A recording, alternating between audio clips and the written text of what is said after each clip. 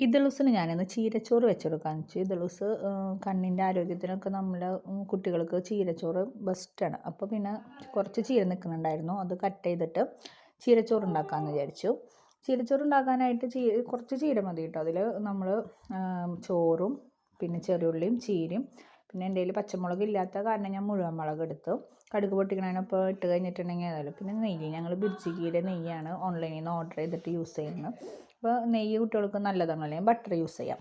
അപ്പോൾ നെയ്യിട്ടിട്ട് അതിൽ കടുക് പൊട്ടിക്കാം. അതിനുശേഷം നമ്മൾ മുളകിടാം. മുളകിട്ടതിന് ശേഷം നമ്മുടെ ചീരിട്ടിട്ട് ചെറുതായിട്ട് വാട്ടാം. ഉള്ളിയിട്ടിട്ട് അതിന് ശേഷം ചീരിട്ടിട്ട് ചെറുതായി വാട്ടാം. ചെറുതായി നമ്മൾ ചീര വാടിക്കഴിയുമ്പോൾ അതിനോടൊപ്പം തന്നെ ചീര കുറച്ച് നേരം ഇട്ടിട്ട് ഒരു കുറച്ച് 5 മിനിറ്റ് നേരം വാട്ടിയാൽ മതി കേട്ടോ. അത് കഴിയുമ്പോൾ മഞ്ഞൾപ്പൊടിയുടെ ഉപ്പിടാം. അതിന് ശേഷം ഇദളൂസിനെ എടുത്തോണം. അതൊക്കെ ചെയ്യുക. ഇദളൂസിന് ഇതൊക്കെ കാണുന്നത് ഭയങ്കര ഇഷ്ടമാണ്. അപ്പോൾ ഇദളൂസിന് അതിന് ശേഷം അതിൽ നമ്മൾ ചോറ് ഇട്ടിട്ട് അതെല്ലാം കൂടി മിക്സ് ചെയ്ത് കഴിഞ്ഞാൽ സൂപ്പർ ചീരച്ചോറ് കിട്ടും. ഇദളൂസിന് ഞാൻ കൊണ്ട് കൊടുത്തു. ഇദളൂസ് ആദ്യം തന്നെ ഇത് എന്തെങ്കിലും പ്രശ്നമുള്ളതാണോ എന്ന് നോക്കും, പിന്നെ അവിടെ വെക്കാൻ പറയും. അതുകൊണ്ട് കുറച്ച് നേരം ഇരുന്നിട്ടാണ് ഇതൊക്കെ ആൾ കഴിച്ച് തുടങ്ങാം കേട്ടോ. കഴിച്ച് തുടങ്ങുന്ന വീഡിയോ